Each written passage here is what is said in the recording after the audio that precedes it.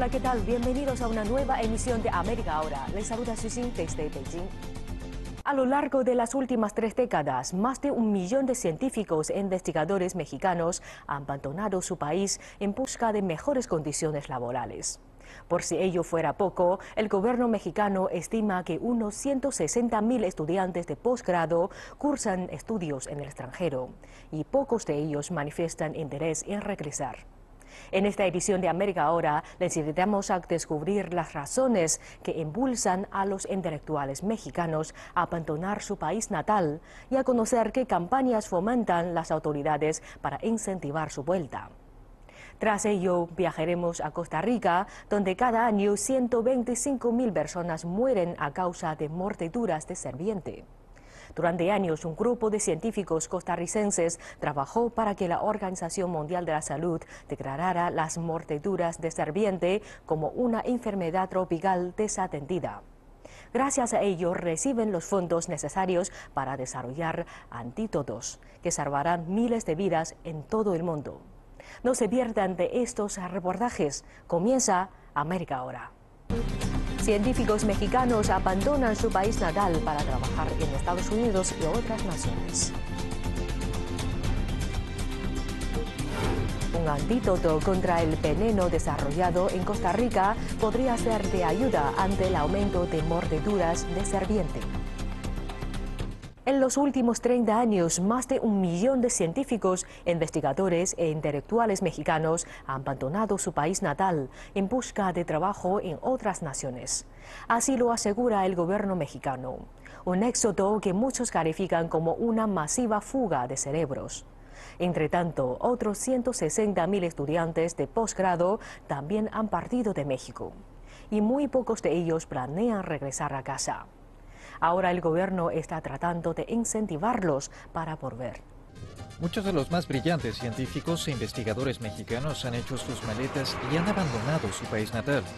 El gobierno mexicano calcula que a lo largo de los últimos 30 años, 1,2 millones de ellos han sido contratados en otros lugares en todo el mundo. Por ejemplo, en Francia, la doctora Raquel Hurtado Ortiz, química y bacterióloga, trabaja para el prestigioso Instituto Pasteur, aunque cuando era niña soñaba con desempeñarse como científica en México. Sin embargo, ese sueño comenzó a desvanecerse cuando cursaba sus estudios de doctorado en México. Ni siquiera le pagaban el equivalente a $5 la hora por enseñar un curso universitario sobre ciencia.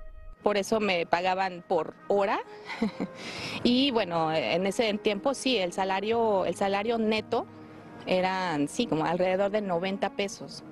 Posteriormente solicitó trabajo en una universidad privada mexicana, con la esperanza de ganar más dinero, pero en la entrevista le informaron que su salario sería tan solo 50 centavos de dólar por hora más alto. 100 pesos por hora. Y yo dije, bueno, es que parece que es muy poco. Y lo que ella me contestó, que lo tengo muy presente hoy en día, me dijo, bueno, sí, pero yo sé cuánto les pagan en las universidades públicas. Y entonces, y yo sé también que si usted no quiere, va a haber otros profesores que están esperando allá afuera. Ella prefiere no hacer pública la enorme diferencia salarial de la que ahora disfruta en Francia, porque afirma no quiere contribuir a la mala imagen que México ya tiene por los bajos salarios, con los que están familiarizados casi todos sus compatriotas. Los sueldos para los científicos mexicanos con doctorado que trabajan fuera de México oscilan desde los $50,000 hasta los $200,000 al año en algunos casos. La Universidad de Toronto celebra en estos días la reciente llegada de otro peso pesado de la ciencia, que decidió abandonar México, el prestigioso científico Alan Asparuh-Guzik, un niño prodigio que representó a su país natal en la Olimpiada Internacional de Química. Cursó sus estudios de doctorado en Berkeley y luego fue profesor de tiempo completo en Harvard. El grupo de investigadores al que pertenece se considera como un colectivo anarquista de jóvenes científicos que utilizan la inteligencia artificial y la robótica para hallar nuevas maneras de filtrar el agua y de aprovechar la energía solar, entre otras cuestiones. Sin embargo, él afirma que realizar este tipo de investigaciones en México es muy difícil, a raíz de la escasa financiación para la ciencia si se la compara con la que recibe en Canadá. Con otros países que Asparuh-Guzik ha visitado, entre ellos Corea del Sur, que recuerda es famoso por la frase Bali Bali, que en coreano significa deprisa, deprisa, y se utiliza para aludir a la ciencia. It's called Bali Bali. Se dice Bali Bali. Significa deprisa, deprisa. México necesita un poco de Bali Bali en lo que respecta a su enfoque hacia la ciencia. Vamos. También advierte que parte de lo que obstaculiza el desarrollo de la ciencia es una serie de nuevas leyes contra la corrupción, que a pesar de que son necesarias, incrementan enormemente la dificultad de obtener becas y financiación por parte del gobierno, puesto que cada partida presupuestaria, por más ínfima que sea, es objeto de un extremo escrutinio y existe muy poca flexibilidad al respecto. Algunas cosas absurdas que solo ocurren en México es que, en cierto sentido, si dices en el presupuesto que necesitas, digamos, una galleta para la investigación, pero 6 meses después te das cuenta de que necesitas una paleta, y esto es algo muy común en la investigación, puesto que es como tratar de reparar un coche. Siempre hay algo inesperado. Si me preguntas cómo voy a reparar un coche o cómo voy a desarrollar una investigación, por supuesto que tendré un plan. Pero este plan de investigación está hecho para modificarse sobre la marcha. No obstante, con las reglas vigentes sobre gasto en México, no es posible hacer esto. Si dijiste que necesitabas una paleta, no te pueden dar ninguna otra cosa en su lugar. Es una situación muy grave. Los fondos de investigación tienen que destinarse en distintas categorías y deberían fluir con celeridad, sin todas las trabas burocráticas. A lo largo de los años, el profesor Aspuro Guzik ha sido asesor de muchos estudiantes mexicanos de posgrado, que también han abandonado su país natal. Uno de ellos es Benjamín Sánchez Lengen, a quien conoció durante su estancia en Harvard. Él es un estudiante de Guanajuato, México. En Guanajuato estaban tan orgullosos de que estudiara en Harvard que había un autobús con su fotografía. Lo apodaron el Benji Bus. Es muy graciosa esta imagen. Deberían mostrarla en su reportaje.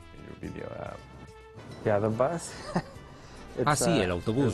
Solo existen 2 o 3 personas de mi universidad que han ido a la Universidad de Harvard, por lo que me dijeron que quería promover mi imagen.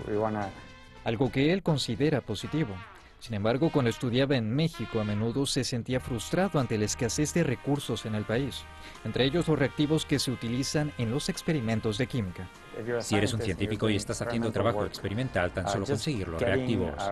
Si tienes que traerlos de otro país, es necesario importarlos y el procedimiento aduanero es muy difícil. Incluso si realizas el pedido, el despacho aduanero puede tardar hasta 6 meses. Se dice que algunos funcionarios mexicanos de aduanas aceptan sobornos para agilizar el paso de materiales químicos a través de la frontera. Muchas veces, si quieres hacer las cosas rápido, tienes que hacerlas de forma ilegal. Existen tantos obstáculos para hacer las cosas. Cuando enseñaba en algunas escuelas, era muy común que nos pidieran no utilizar en exceso ciertas sustancias ni realizar algunos experimentos.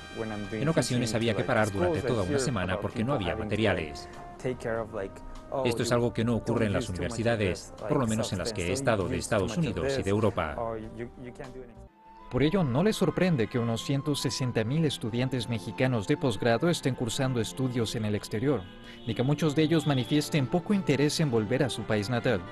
En Estados Unidos, varios estudios indican que el 70% de los migrantes mexicanos que han ingresado de manera legal no planean regresar a México.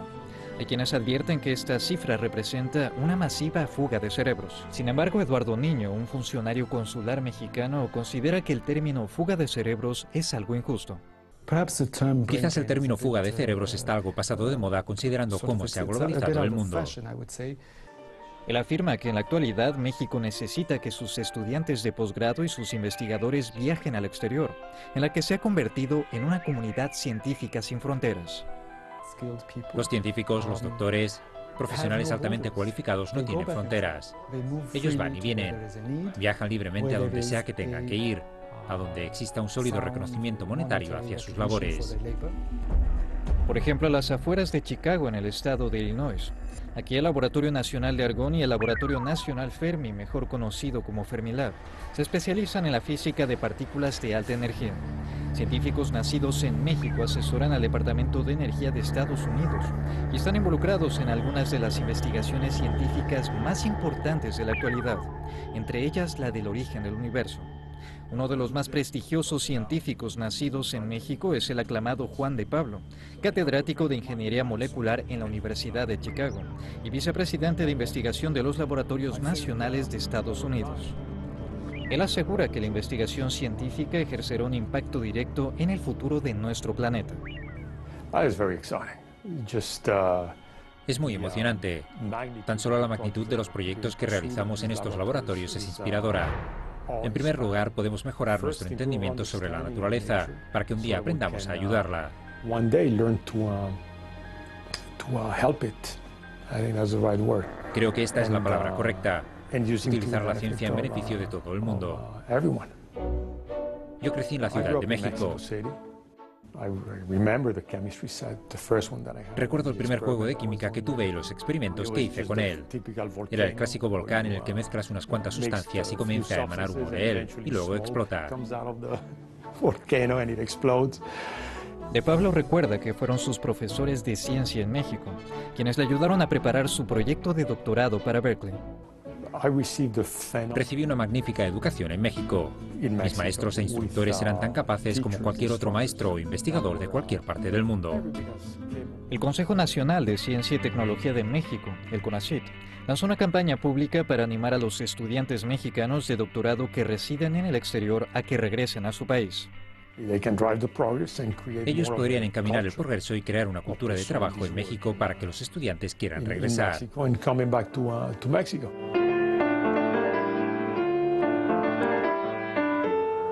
Uno de los más talentosos y versátiles investigadores médicos que han abandonado México es el doctor Héctor Rasgado Flores, catedrático de Fisiología y Biofísica que investiga tratamientos para pacientes con fibrosis quística pulmonar aquí, en la Facultad de Medicina de Chicago, en la Universidad Rosalind Franklin, en el norte de la ciudad.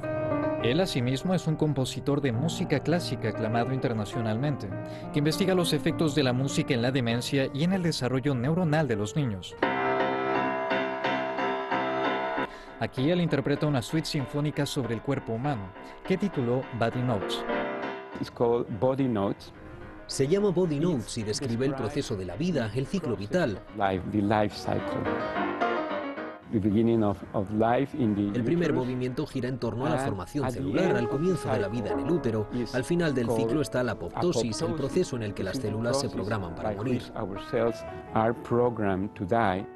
Y al igual que la erosión de las células humanas, su incipiente carrera como investigador médico en México parecía desvanecerse a raíz de la falta de apoyo, lo que lo obligó a abandonar el país.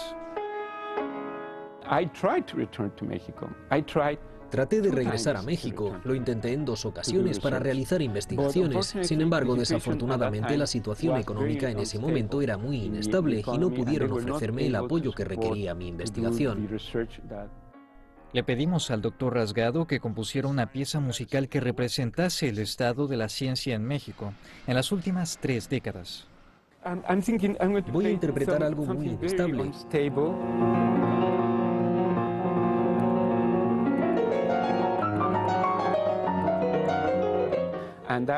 Algo que represente la ansiedad de un país que intenta encontrar su camino.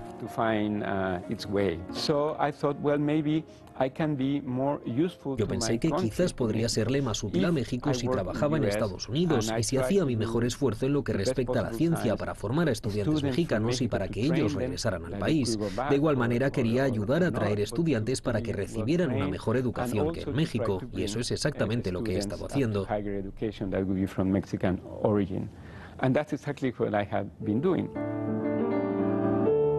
Después, él compuso otra pieza musical que simboliza su esperanza ante un gradual despertar en México sobre la verdadera importancia de la ciencia para su país.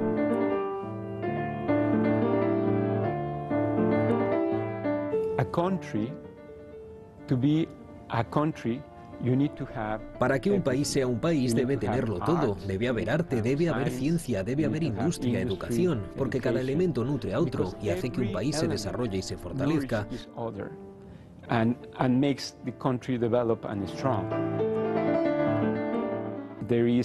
Ahora, con el nuevo gobierno existen señales de un mucho mayor aprecio por estas labores y espero que se traduzca en que menos científicos mexicanos tengan que abandonar el país para eventualmente revertir la tendencia y que muchos regresen a casa. Aquellos que decidan no regresar continuarán sirviendo o ayudando a México de muchas maneras. Más importante aún, seguirán sirviendo o ayudando a la humanidad, independientemente de donde estén. Y así será de diversas formas.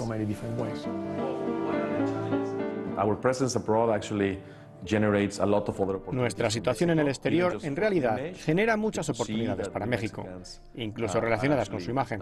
La gente aprecia que México es un país diverso, que cuenta con profesionales de distintos ámbitos, que lo representan en todo el mundo. Es como cuando ves a un futbolista mexicano en la Liga Premier. Chicharito! More Mexican magic from Chicharito. Hay quien piensa, vaya, los mexicanos juegan bien al fútbol, pues nuestra situación habla bien sobre los científicos mexicanos. Hay quienes consideran que en un país en vías de desarrollo que crece con celeridad y que dispone de una economía valorada en $1 billón al año, no cuesta mucho entender que más científicos e investigadores probablemente permanecerían en México si se les pagara mejor y se les ofreciera el apoyo y los recursos que necesitan. Y no son solo los prestigiosos científicos e investigadores mexicanos quienes abogan por esto. A ellos se le suma quien quizás sea el más importante científico vivo mexicano, el doctor Mario Molina, quien también abandonó México para establecerse en Estados Unidos cuando era joven. Él ganó el Premio Nobel de Química en 1995 por su descubrimiento de los efectos dañinos de los químicos en la capa de ozono. De acuerdo con el doctor Molina, México debe redoblar esfuerzos e invertir más en ciencia. México, al igual que muchos países en vías de desarrollo, invierte muy poco. Cerca de medio punto porcentual de su PIB. Es muy poco.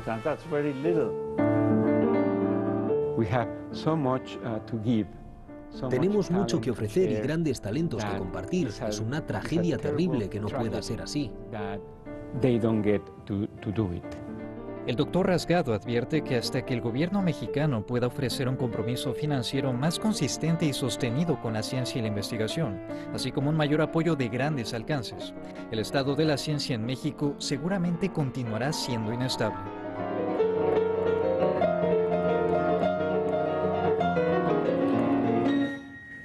Algunos científicos creen que el cambio climático es responsable de afectar a todas las criaturas vivientes sobre la Tierra, y han lanzado proyectos de investigación en varios frentes, incluyendo uno en Costa Rica. Este proyecto involucra a una de las especies más temidas del planeta, la serpiente venenosa. También trae consigo un antídoto contra el veneno, que podría salvar vidas por todo el mundo. Provocan todo tipo de emociones entre la gente.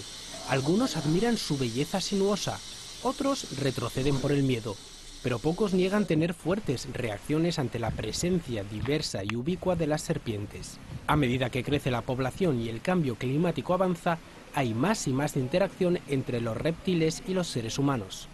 Los habitantes de los países en desarrollo, y en particular aquellos cuyas vidas dependen de un trabajo en el exterior, están más expuestos a las serpientes y al peligro potencial de entrar en contacto con los miembros venenosos de la especie. Y el número de esos contactos ha aumentado tanto que ha llevado a la Organización Mundial de la Salud a declarar las mordeduras de serpiente como una enfermedad tropical desatendida. Cada año 125.000 personas mueren a causa de mordeduras de serpiente y otras 400.000 sufren algún tipo de daño permanente que les impide llevar una vida productiva. Esta denominación de la Organización Mundial de la Salud permitirá tener acceso a fondos públicos para tratar y prevenir lo que ahora se considera como una de las enfermedades de la pobreza.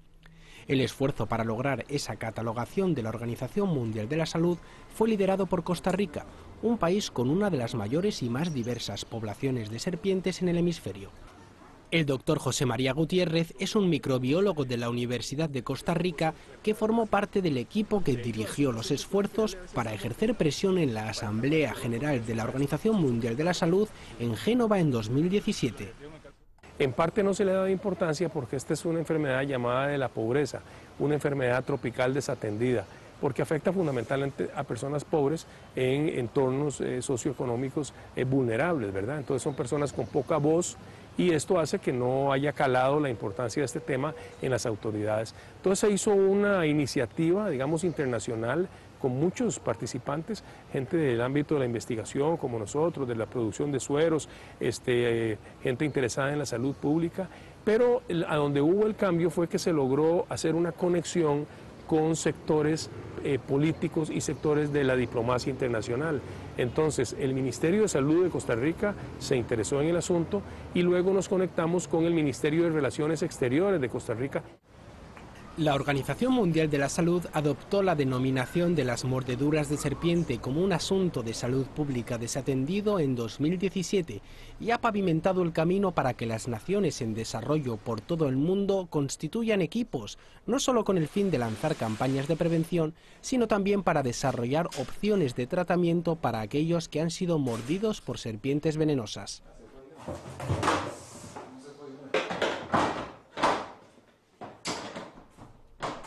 En Costa Rica, uno de los 4 países en Latinoamérica con programas similares, una pequeña granja a las afueras de San José es el hogar de docenas de especies de serpientes venenosas.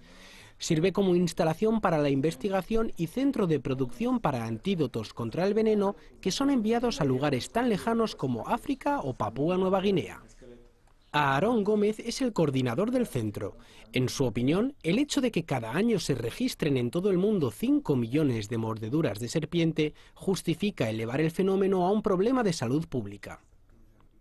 Cuando se plantea todo el aspecto a nivel global, se dan cuenta que es una enfermedad que nada más no se tenía ni siquiera en consideración, no se tenía ni siquiera en la agenda ni en la lista, que genera un impacto socioeconómico suficientemente alto como para ser considerada.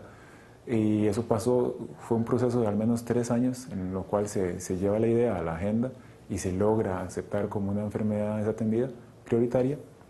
Y ahora lo que esperamos es que el efecto que tenga o el impacto que tenga sea lo suficientemente positivo como para tratar de disminuir las posibles mordeduras que existen o los accidentes. Puro el centro, puro centro. Ya está despertando. Okay.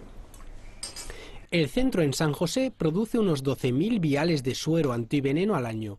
Mantiene 57 especies de serpientes venenosas de las que se extrae el veneno usado para producir el suero. Una vez que el veneno es extraído y procesado, se inyecta en caballos que producen un anticuerpo natural que a su vez luego es sacado del plasma animal, procesado, purificado y convertido en inmunoglobulinas que son preparadas para usarse por humanos.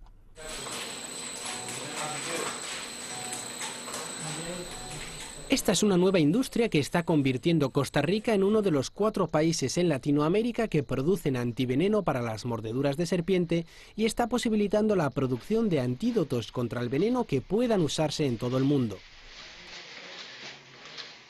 El portafolio de productos inmunobiológicos se llama, o de sueros o de antivenenos, cuenta con varios. A nivel regional producimos el polivalente ICP, que se llama, que tiene una buena cobertura desde el sur de México, norte de Guatemala, hasta varios países en Sudamérica, incluyendo Colombia. Se encuentra el anticoral, ¿verdad?, que es específico para las especies de coral. Se tiene el antiveneno que es de uso veterinario, ¿verdad?, lo que les comentaba sobre el impacto en ganado y demás, que eso también es de uso regional. Y actualmente tenemos el Equita Plus, que ese se vende en África subsahariana, y se está trabajando con varias instituciones a nivel colaborativo científico, pero ya en producción industrial, con Papúa Nueva Guinea y Australia y con Sri Lanka. El proceso no es barato. Mantener las condiciones de vida ideales para las serpientes y el control de calidad cuesta mucho dinero, pero los partidarios sostienen que tener centros de producción regionales como el de Costa Rica facilita a los países más pobres la adquisición del suero que potencialmente ha de salvar vidas. Hay un relativo desabastecimiento a nivel mundial, principalmente en latitudes más hacia Europa, África, el sureste asiático. Por ejemplo, la India y China tienen varios centros que producen y lastimosamente no es con la mejor calidad. No todos pueden conseguir el antiveneno. Exacto. No es un producto que sea relativamente barato. Dependiendo de las zonas geográficas, ¿verdad?, la OMS recomienda que dependiendo de las zonas geográficas se utilicen las serpientes respectivas. El mantener serpientes no es tan barato, no es tan fácil y no todos tienen la expertise. Por ejemplo, aquí tenemos un compañero que es un ente de referencia para mantener corales. Muy pocos lugares producen un anticoral por la escasez de veneno. Una serpiente coral del género Micrurus produce muy poco veneno y uno le comentaba, entre 200 miligramos, eso no se alcanza en un año, ¿verdad?, de producción. Entonces hay dos cosas, o se mantienen muchas serpientes y se mantienen bien, o no se produce el antiveneno. Nosotros hemos llegado a ese equilibrio. Esas son buenas noticias para gente como Leni Villarreal, una madre de 33 años con 3 hijos que sobrevivió a una mordedura de serpiente de cascabel una noche de marzo. Leni vive en un área rural y estaba andando de noche en un camino sin luz cuando pisó la serpiente. Yo nada más sentí la picadura, el dolor, ¿verdad? Con la misma, cuando me ocurrió eso, yo me devolví para ver qué me había sucedido, qué me había picado, para saber qué era. Y la serpiente agarró como para el lado del corredor. Entonces ahí pudimos ver qué clase de serpiente era y qué era lo que me había picado. De inmediato el pie se me empezó a inflamar. Mi hermano me hizo un torniquete que le llaman, en la parte de la rodilla, un poco más abajo de la rodilla, para que no me pasara lo del veneno. De inmediato me trasladaron a Santa Cruz, a un área de salud. Está como a media hora de acá. Cuando yo llegué allá, ya no podía caminar. Llevaba el pie demasiado inflamado y ya se me veía como azul. Entonces la llevaron a un hospital regional donde le suministraron el suero contra el veneno. Tras 10 días en el hospital, regresó a casa. Hace 6 años de eso. Gracias a Dios no me quedó ninguna secuela, Sí, en la parte donde me mordió siento como, o no siento nada ahí. Siento como, no siento nada, digamos, yo me pincho con algo, una aguja o algo así, y no siento nada. Leni afirma que conoce al menos a 3 personas en su pueblo que han sido mordidas por serpientes venenosas. Los investigadores opinan que a medida que aumentan las temperaturas globales debido al cambio climático, la frecuencia de avistamiento de serpientes también se ha incrementado, y no porque estén naciendo más serpientes, sino porque las condiciones climáticas las fuerzan a buscar nuevos hábitats. Están generando una correlación directa, no una casualidad, sino una correlación directa entre el cambio climático, aumento de las temperaturas principalmente, y la frecuencia de avistamientos de serpientes. Le voy a dar el ejemplo claro para Costa Rica, o el más claro que tenemos a la fecha, es por ejemplo terciopelo, Botulops asper. Es una serpiente suficientemente plástica en términos genéticos como para adaptarse muy bien.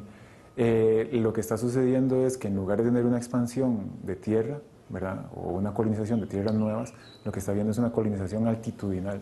Eso quiere decir que conforme aumentan las temperaturas, ¿verdad?, el piso, el gradiente térmico va subiendo y la serpiente va subiendo con ello. Entonces quiere decir que la gente está viendo más serpientes, ¿verdad? No es que tal vez haya una explosión demográfica como en algunos lugares se ha dicho, pero sí se ha incrementado la frecuencia de avistamiento de las serpientes. Las serpientes son exotérmicas, lo que significa que dependen de fuentes externas de calor para sobrevivir.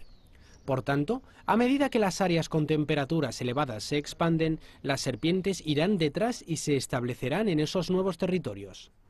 Esto añade un sentido de urgencia a los esfuerzos en prevención y la producción de nuevos antídotos contra el veneno, ahora consagrados en la nueva designación de la Organización Mundial de la Salud de las mordeduras de serpiente como un problema de salud pública. Esta propuesta lo que plantea es la seriedad del problema, la importancia de que el problema sea atendido y entonces da una indicación a los Estados miembros, que son todos los países del mundo, a ponerle atención a este problema y a desarrollar programas específicos en cada país para atender el problema. Programas para conocer la magnitud del problema, programas para contar con sueros antiofídicos, para hacer transferencia de conocimiento entre países, programas para capacitar al personal de salud, para prevenir la mordedura de serpiente, para realizar organización comunitaria, o sea, un conjunto de acciones integradas que tienen el objetivo de reducir la magnitud de este problema. La clave consiste en prevenir que la gente entre en contacto directo con las serpientes y en caso de que se produzca una mordedura de serpiente, tener la capacidad de reaccionar rápidamente y tomar las medidas necesarias para evitar la muerte o un daño permanente. Esto requiere un sistema complejo que va desde la producción de instrumentos de salud en el laboratorio hasta la educación, programas de sensibilización y prevención en las comunidades rurales por todo el mundo. Así concluimos esta emisión de América Ahora. Gracias por sintonizarnos durante esta media hora. Soy Xu Xin en Beijing. Nos vemos en la próxima edición.